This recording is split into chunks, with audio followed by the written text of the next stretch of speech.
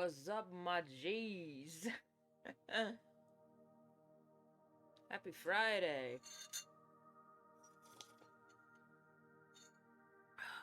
This pumpkin spice coffee mix thing ain't quite hitting the way it should, but it was what I had.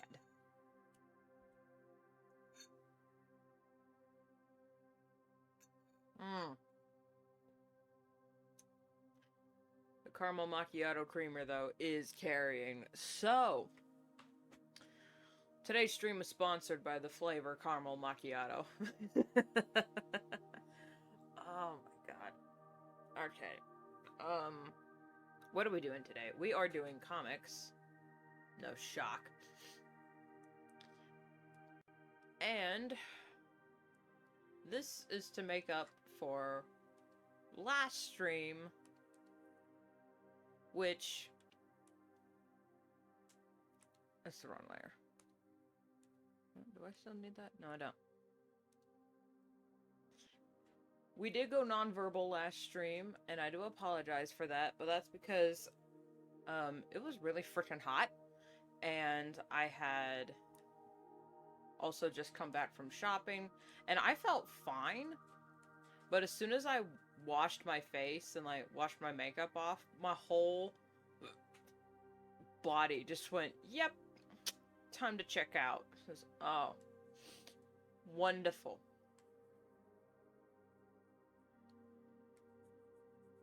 So we just went nonverbal for 2 hours and only colored 2 pages. Hopefully today will be a nice little makeup for that mediocre stream. Or it'll be just as stuffed. Regardless.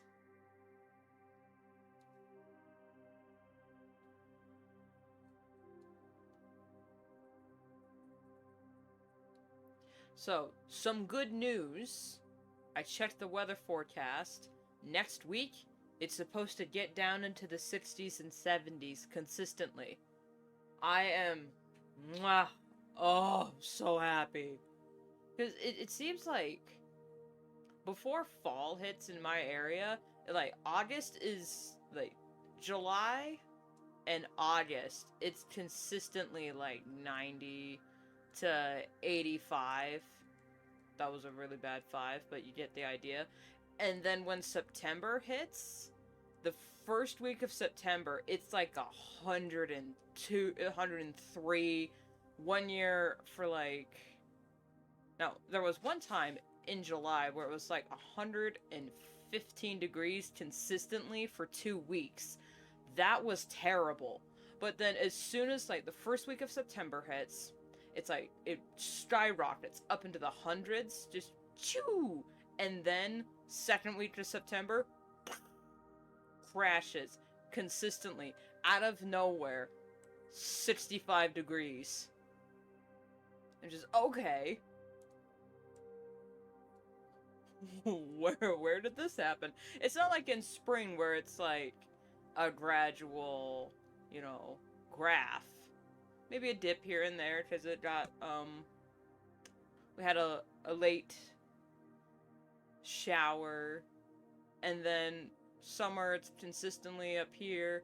Maybe a spike here and there, like a heat wave. But then September, boom! Right back down again. And then it's just this, and then winter, and then it's 30 degrees. Again. So when fall hits in my area, it sucker punches you right in the face. And then maybe it'll last for 3 weeks, and then winter.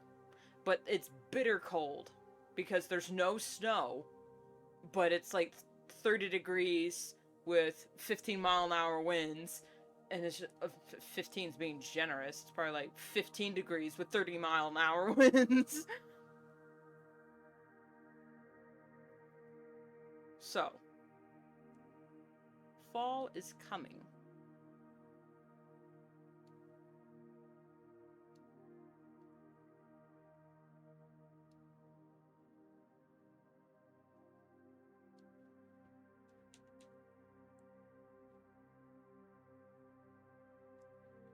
give her eyebrows.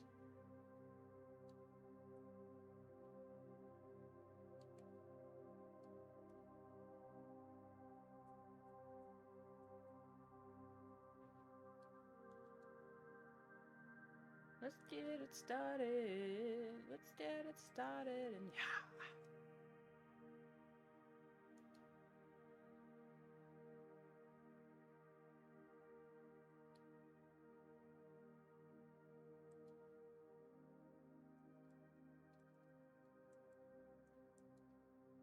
Oh, wait a minute. Okay.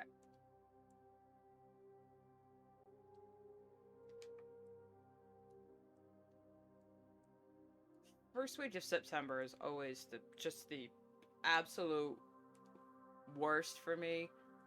Because everyone is like, oh my god, fall is here. And I'm like, bitch, where? And then also, because it's so hot suddenly and near the end of the season, my entire garden is ripening up all at once. It took me all year to grow these damn cayenne peppers, and now they're all ripening at once. I can't eat that much cayenne, man. I just can't. Same with the tomatoes. Why did we plant over 30 different tomatoes? Why did we do that? I can't handle all of that. All of these tomatoes. I just can't. It's like, you know, when you're on garden duty like I am, you're not only in charge of planting and watering, you're also in charge of harvest. But by the time harvest rolls around, I'm like mentally checked out of the entire chore. It's like, you know what, just let it die. Just let it die. Just let it die. I don't care anymore. The only thing I currently care about are my potatoes and my pumpkins. Maybe a zucchini here and there, but they've slowed down. So, like, next year, I'm gonna be begging on my hands and knees. It's like, Dad, please, 1 zucchini, 3 peppers, maybe 3 tomatoes. Can we just focus on the onions, garlic, and, like, other things that we actually eat? Please. But then, I know, for a fact, the year he actually decides to listen to me, which will be a cold day in hell, and we do only plant those few plants, we'll either have a frost the second I put them in the ground, or we'll have a drought so bad that they all just never produce.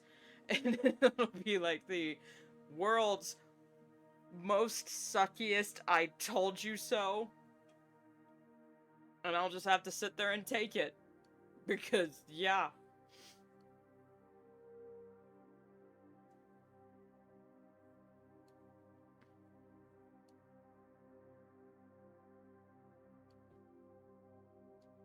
And I told him that too. It's like, hey, Dad, if we follow my plan of only, like, maximum 5 of any given plant, and then we have a frost, or they all die, or something like that, I gave him explicit permission to point in my face and say, I told you so. Explicit permission. I said it to his face, and I said it in front of my family, and now I've said it on live stream. Of course, this VOD will be deleted after 7 days, but I am also recording all of my live streams for future reference. So, I've said it now live on twitch.tv. Is it .tv or /TV? I think it's .tv / RuneSpace.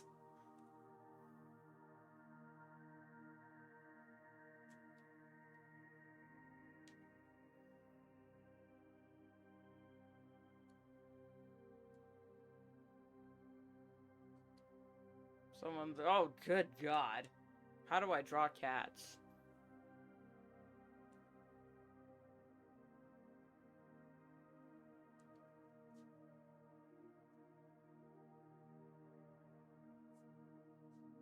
How do you draw cat? I should know. This is my entire job. Okay, well, not my entire job. I do draw other things. Do I? Do I? What am I doing?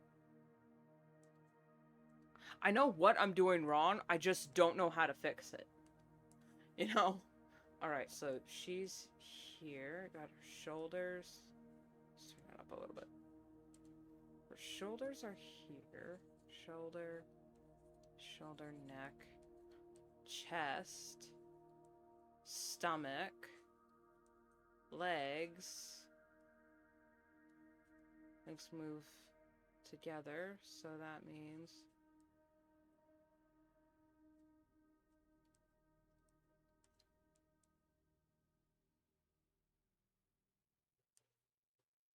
Now, where's her tail? She's irritated, so it should... Her tail actually would be down, but for the...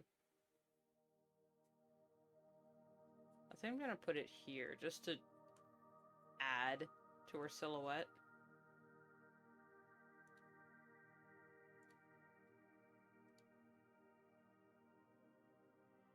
Because just because it doesn't make sense, doesn't mean it doesn't serve a purpose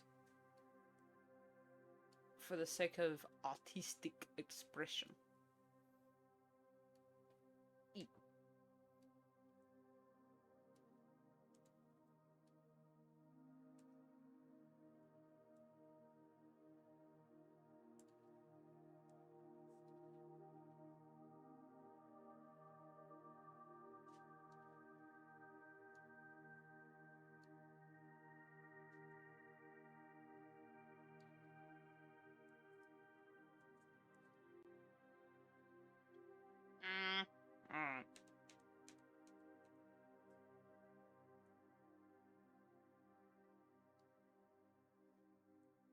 There we go.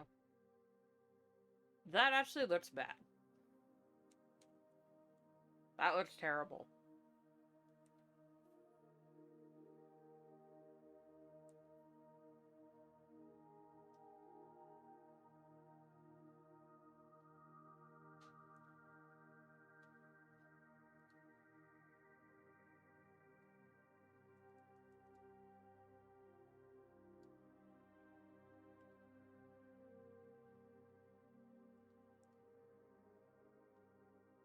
The rest of the sketch is just gonna be them leaving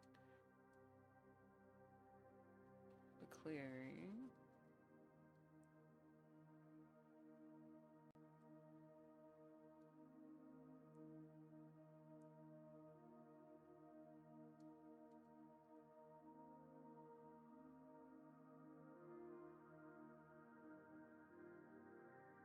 Got it. Alright, I'll just make them bigger. There we go. I'll move them.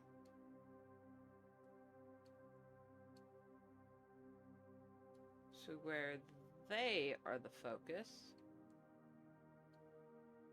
And then maybe move no fur.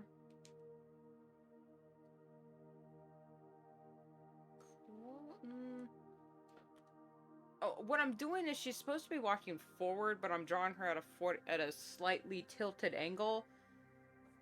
Because for some reason my brain just can't compute head-on,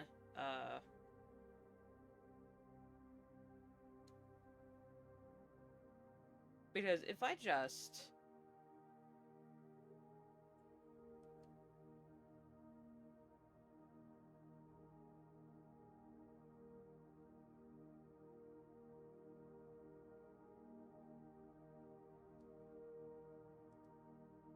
If I just did that, it looks wrong to me. Even though it's technically right. Ah! This is the one and only time where I suggest illustrators use 3D models. Because in instances like this, it would be so helpful. Like, just to have a stand-in so I can see the basic shapes. However, I don't have a program that does 3D modeling. And even if I did, I probably wouldn't use it all that much because vectoring and anything to do with, you know, if it has anything to do with math in any way, shape, or form, not making it all the way to the frontal lobe. It's just not working upstairs.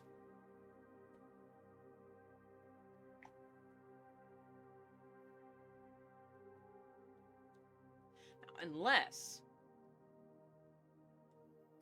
I make her bigger so she's in front. And then... okay. Actually, hold on.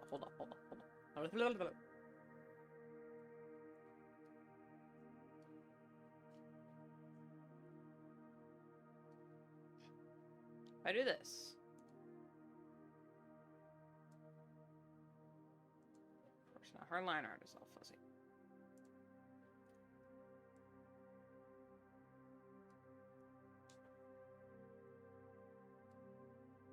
Ooh!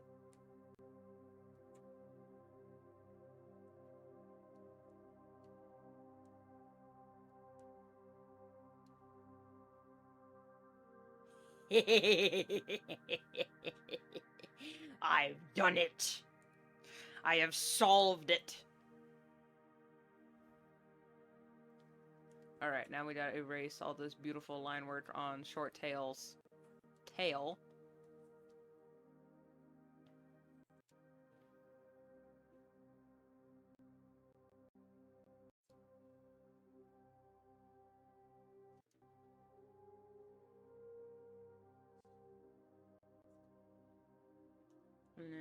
And then we just dink and dink.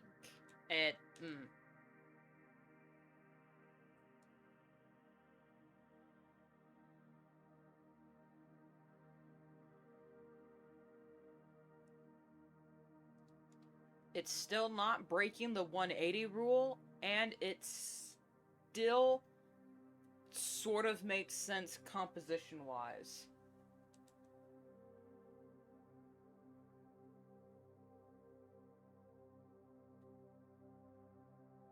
We'll go with that.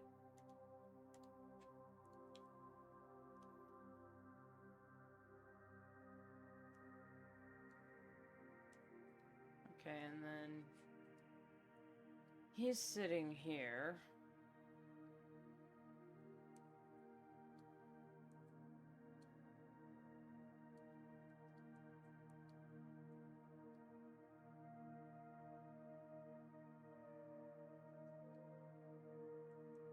He looks sad with that expression. That's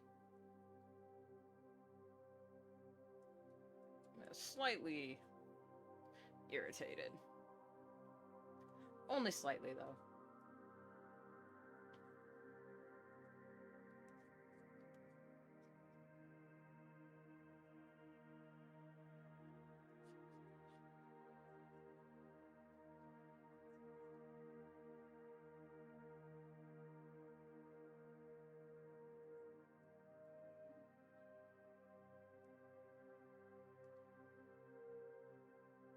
That could have been handled better.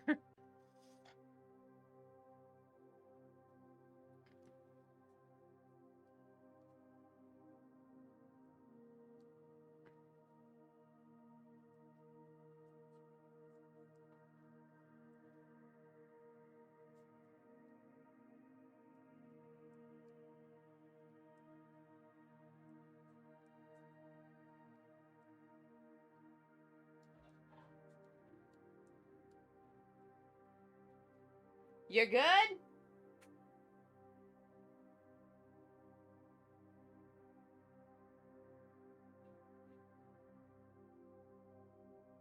Okay, my sister yelled, and I think she's okay.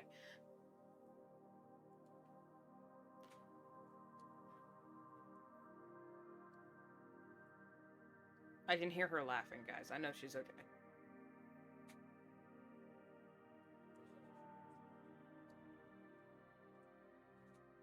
Here she comes. You want to tell the chat what happened? So, there was a black widow in a corner near one of our doors. So we smushed that one. And then on the lights, we saw other legs. And we're like, oh, that must be another spider. Mom touched it. And it was one of those like little grasshopper things and it jumped at us. I thought it was a spider jumping at me. So Mom freaked out. I covered my drink because I thought it was going to land in it. But yeah, that's what happened. There was a widow in our house? Or a black spider. But its web was really strong, so it was probably a black widow. Eesh. It had a bulbous body. Yeah. But after I had a conversation with it, it left a huge smear in the corner. So we gotta clean that. And I didn't know if we were being allowed or not. No, I just heard Tabby yell and was like, oh, is she okay? Oh, that was Mom? That was you? I thought that was Tab. No, see, I was further away. He right between us. So she screeched like that. I covered my drink and went, ah! So it was both of us. I heard someone go, ah, ah, oh. That was me. That was me. Mom had a higher screech, but yeah. Okay, well, it was at the same time. So yeah. Just trying to... Well, I almost dropped this because I covered it really quickly. Because it just kept flying at us. So, we apologize to the people. Well, they probably couldn't even hear you because I got a really good noise gate, but I just yelled, "You good?" And then I didn't hear a response, but I heard laughing. I was like, okay, they're fine. Stupid bugs. The best way to keep spiders out of your house is peppermint oil. Not peppermint extract, peppermint oil. It actually is very deadly to all spiders. And they also can't handle the smell. Yes, the smell of peppermint. And peppermint also just keeps away all sorts of pesticides. I mean, mice don't like peppermint. Flies don't like peppermint. Mosquitoes, spiders. Yeah, so peppermint oil specifically is really good. Also, what's it called? Irish Spring soap keeps away flies, and if the flies are away, the spiders are away, because the spiders are coming after the flies. Our house is full of fruit flies because we're harvesting from our garden, and there's just nowhere to put the damn things. So, yeah. If you don't want to deal with spiders, get peppermint oil. And if you don't like peppermint oil, well then guess what? You're a pest. I don't make the rules.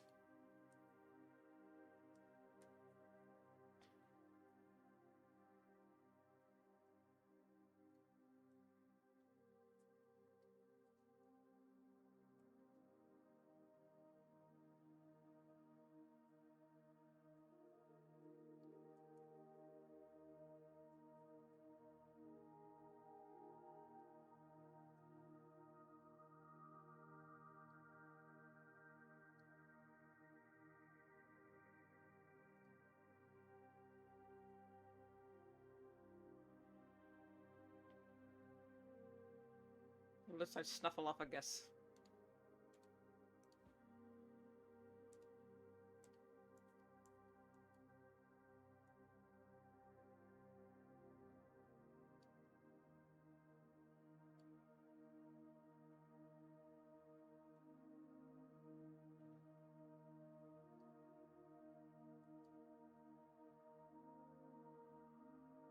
You know, it's funny. I've never actually seen, Sesame Street. Slightly before my time. And, we just didn't have cable growing up, so I never watched Sesame Street as a kid. But I do know about the Muppets, you know, because I watched, some of the Muppet movies when we found them on VHS at the library. Which is a very dated sentence.